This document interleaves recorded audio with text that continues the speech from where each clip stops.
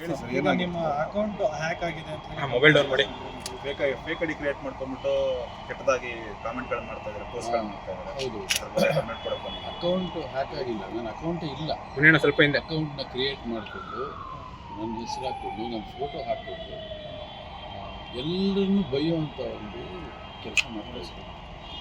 ಅಪ್ಪು ಅವರ ಫೋಟೋ ಹಾಕಿ ಅಪ್ಪು ಅವ್ರ ಬಗ್ಗೆ ಕೆಟ್ಟ ಕಾಮೆಂಟ್ಸ್ ಮಾಡ್ಕೊಂಡು, ಸುದೀಪ್ ಅವ್ರ ಫೋಟೋ ಅವ್ರ ಬಗ್ಗೆ ಕೆಟ್ಟ ಕಾಮೆಂಟ್ಸ್ ಮಾಡ್ಕೊಂಡು, ಶಿವಣ್ಣನ ಫೋಟೋ ಹೀಗೆ ಬಹುತೇಕ ಎಲ್ಲ ಕಲಾವಿದರ ಬಗ್ಗೆ ನಾನು ಕಾಮೆಂಟ್ಸ್ ಮಾಡೋದ್ರ ಅಲ್ಲಿ ಎಷ್ಟು ಸಾವಿರಾರು ಪೇಜ್ಗಳಿದೆ. ನನಗೆ ಗೊತ್ತೇ ಇಲ್ಲ. ನನಗೆ ಯಾರೋ ನನ್ನ ಸ್ನೇಹಿತರು ಕಳಿಸೋದು ಬೇಜಾರಾಯಿತು. ಸರ್, ಇಲ್ಲಿ ಸಾಹೇಬರು ಕಂಪ್ಲೇಂಟ್ ಕೊಡೋಣ ಅಂತ ಬಂದಿದ್ದೀನಿ, ಇದ್ರ ಬಗ್ಗೆ ಕ್ರಮ ತಗೊಳ್ಬೇಕು, ಈ ಥರದ್ದೊಂದು ಚಟುವಟಿಕೆಗಳನ್ನು ಯಾರು ಮಾಡ್ತಾ ಇದ್ದಾರೆ ಅವ್ರನ್ನ ಕಂಡುಹಿಡಿಯಬೇಕು, ಅವ್ರಿಗೆ ಶಿಕ್ಷೆ ಆಗಬೇಕು, ಈ ಅಕೌಂಟ್ನ ಬ್ಯಾನ್ ಮಾಡಬೇಕು.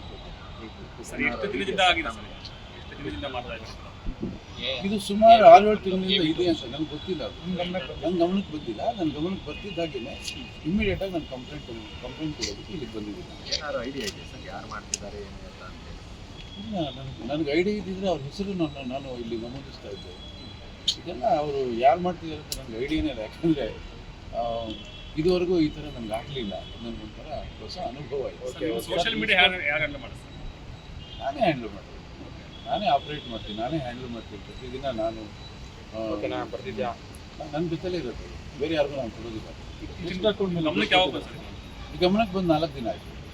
ಎಷ್ಟು 6-7 ತಿಂಗಳಿಂದ ನಡೀತದೆ. ಇಷ್ಟು ತಡವಾಗಿ ಗಮನಕ್ಕೆ ಬಂದಿದೆ, ಗಮನಕ್ಕೆ ಗೊತ್ತಾಗಿಲ್ಲ. ಯಾರು ಕಳಿಸಿರ್ಲಿಲ್ವಾ?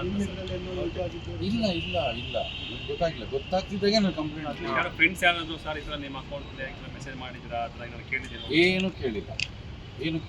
ಸರ್, ಇತ್ತೀಚೆಗೆ ಈ ಥರ ಒಂದು ಮಾಡೋದು ಅಂದರೆ ಫೇಸ್ಬುಕ್ಕಲ್ಲಿ ಸೋಷಿಯಲ್ ಮೀಡಿಯಾಗಳಲ್ಲಿ ಕಾಮೆಂಟ್ ಹಾಕುವಂಥವ್ರು ಕಾರ್ಯಗಳು ತುಂಬ ಜಾಸ್ತಿ ಆಗಿ ಮೊಬೈಲ್ ಡೌನ್ ಮಾಡಿ ಈಗ ನೋಡ್ತಾ ಇದ್ದೀವಿ. ಚಿತ್ರರಂಗದ ಸುಮಾರು ಬೆಳವಣಿಗೆ ಆಗ್ತದೆ. ನೀವು ಕಂಪ್ಲೇಂಟ್ ಕೊಟ್ಟಿದ್ದು, ಪ್ರಥಮ ಕಂಪ್ಲೇಂಟ್ ಕೊಟ್ಟಿದ್ದು, ಇದ್ರ ಬಗ್ಗೆ ಏನು ಹೇಳ್ತಾರೆ ಸರ್? ಸೋಷಿಯಲ್ ಮೀಡಿಯಾದಿಂದ ಸಮಾಜದ ಸ್ವಾಸ್ಥ್ಯ ಭಾಳ ಆಗ್ತದೆ. ಯಾಕೆಂದರೆ ಹೆಚ್ಚಿಗೆ ಅದು ಭಾಳ ಕಡೆ ಇದೆ, ಅದು ಎಲ್ಲೂ ಇಲ್ಲ ಅಂತ ನಾನು ಹೇಳಲ್ಲ. ಆದರೆ ಕರ್ನಾಟಕದಲ್ಲಿ ಹೆಚ್ಚಿಗೆ ಆಗ್ತಾಯಿದೆ. ನಮಗೊಂಥರ ಇಡೀ ಕನ್ನಡಿಗರಿಗೆ ಆಗ್ತಕ್ಕಂಥ ಅವಮಾನ ಇದೆ. ನೀವು ಕಮೆಂಟ್ಸ್ ಮಾಡಿ, ನಿಮಗೆ ಅಭಿವ್ಯಕ್ತಿ ಸ್ವಾತಂತ್ರ್ಯ ಇದೆ, ಆದರೆ ಒಂದು ಚೌಕಟ್ಟಿದೆ, ನಾಗರಿಕತೆ ಅನ್ನೋ ಒಂದು ಚೌಕಟ್ಟಿದೆ. ಆ ಚೌಕಟ್ಟು ಒಳಗಡೆ ಇರಬೇಕು. ಎಲ್ಲರೂ ಕೂಡ ಅವರವರ ಅಭಿಪ್ರಾಯಗಳನ್ನು ಹೇಳ್ಕೊಳ್ಳೋದಕ್ಕೆ ಅವಕಾಶ ಇದೆ. ಅದು ತಪ್ಪೋದು. ನಾವು ಇಷ್ಟ ಬಂದಾಗೆ ಕೆಲಸ ಇಲ್ಲ ಅಂತ ಕೂತ್ಕೊಂಡು ಸೋಷಿಯಲ್ ಮೀಡಿಯಾಗಳಲ್ಲಿ ಯಾರ್ಯಾರ ಬಗ್ಗೆನೋ ಏನೇನೋ ಮಾತಾಡಿಕೊಂಡು, ಏನೇನೋ ಮೆಸೇಜ್ಗಳು ಹಾಕ್ಕೊಂಡು ಬೇರೆಯೊಬ್ಬರನ್ನ ತೇಜೋವಧೆ ಮಾಡೋದ್ರ ಜೊತೆಯಲ್ಲಿ ಬೇರೆ ಬೇರೆ ಸಂಬಂಧಗಳನ್ನು ಹಾಳು ಮಾಡೋದು. ಯಾಕೆಂದರೆ ಇವತ್ತು ನಾನು ಉದ್ಯಮದಲ್ಲಿ ಎಲ್ಲರ ಜೊತೆಯಲ್ಲೂ ಚೆನ್ನಾಗಿದ್ದೀನಿ, ಎಲ್ಲರ ಜೊತೆಯಲ್ಲೂ ನಾನು ಕೆಲಸ ಮಾಡಿದ್ದೀನಿ, ಎಲ್ಲರೂ ನನ್ನನ್ನು ಭಾಳ ಗೌರವಿಸ್ತಾರೆ, ನನ್ನ ಸಂಬಂಧ ಎಲ್ಲರ ಜೊತೆಲೂ ಚೆನ್ನಾಗಿದೆ. ನಾನು ಮೊನ್ನೆ ಎಕ್ಕ ಸಿನಿಮಾ ನೋಡಿ ರಾಘಣ್ಣಂಗೆ ಫೋನ್ ಮಾಡಿ ಸಿನಿಮಾ ಬಗ್ಗೆ ನನ್ನ ಅಭಿಪ್ರಾಯ ತಿಳಿಸಿ, ಆಮೇಲೆ ನಿರ್ಮಾಪಕರಿಗೆ ಫೋನ್ ಮಾಡಿ ಹೇಳಿದ್ದೀನಿ.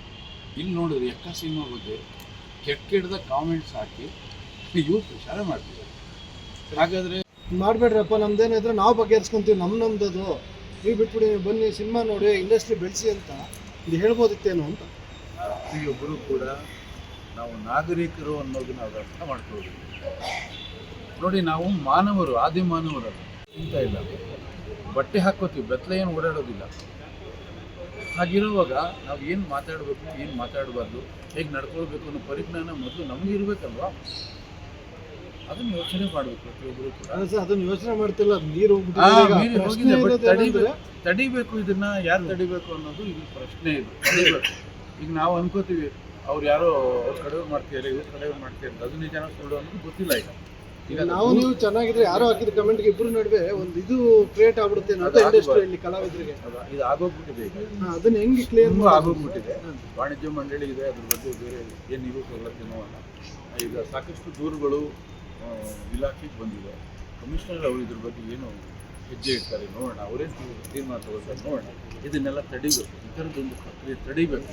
ಜೊತೆಗೆ ಸರ್, ರಾಜ್ಕುಮಾರ್ ಇದ್ದರು, ವಿಶ್ವನಾಥ್ ಸರ್ ಇದ್ದರು, ಅಂಬರೀಷ್ ಅವರು ಇದ್ದರು. ಅವರಿದ್ದಾಗ ಈ ಥರದೊಂದು ಘಟನೆ ಆದಾಗ ಅಥವಾ ಪ್ರಾಬ್ಲಮ್ ಆದಾಗ ನಿಮ್ಮ ತಲೆ ಮೇಲೆ ಹೊಡೆದಂತ ಯಾರೋ ಒಂದು ಹೇಳುವಂಥ ಒಂದು ಕೆಲಸ ಮಾಡ್ತಾ ಇದ್ದಾರೆ. ಈ ಬಂದು ನಾವು ಮಾತಾಡ್ತೀವಿ ಅಂತ ಇವತ್ತು ಯಾರು ಕೂಡ ಜವಾಬ್ದಾರಿ ತಗೊಂತ ಇಲ್ಲ. ಇದೇ ಕಲಾವಿದರು ಬರಬೇಕು ಅಂತ ಮುಂದೆ ಅಟ್ಲೀಸ್ಟ್ ಕರೆದು ಮಾತಾಡಬೇಕು.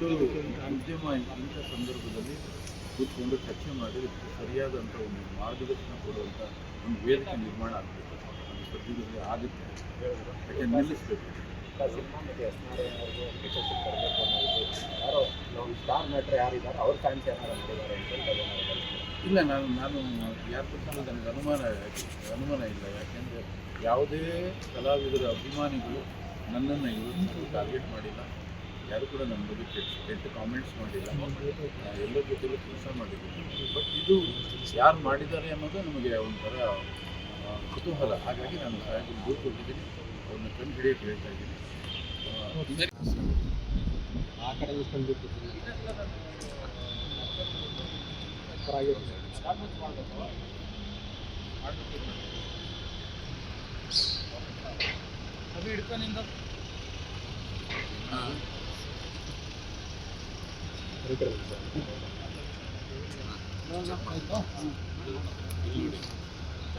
ಎಲ್ಲ ಕಳಿಸಿ ಸಿಕ್ಕಿದೆ ಸರ್ ನನಗೆ.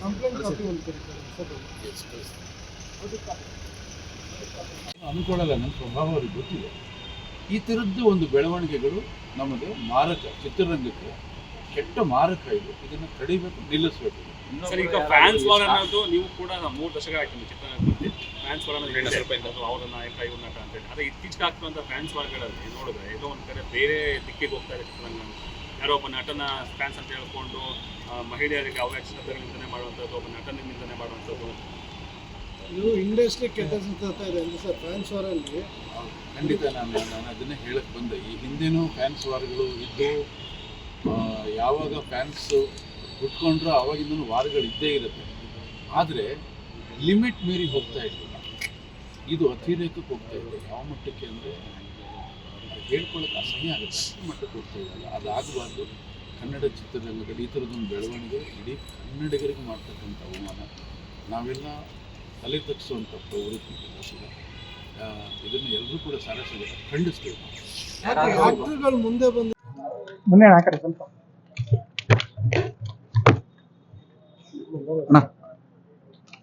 ನೀವು ಇದನ್ನ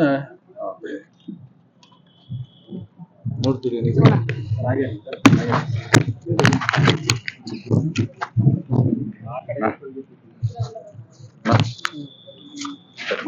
ಒಂದೆರಡು ನಿಮಿಷ.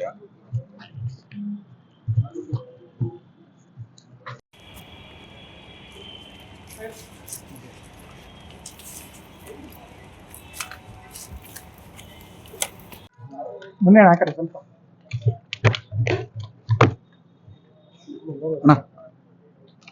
ನೀವು ಇದನ್ನ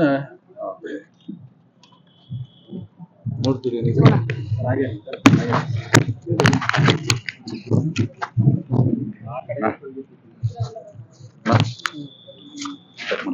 ಒಂದೆರಡು ನಿಮಿಷ.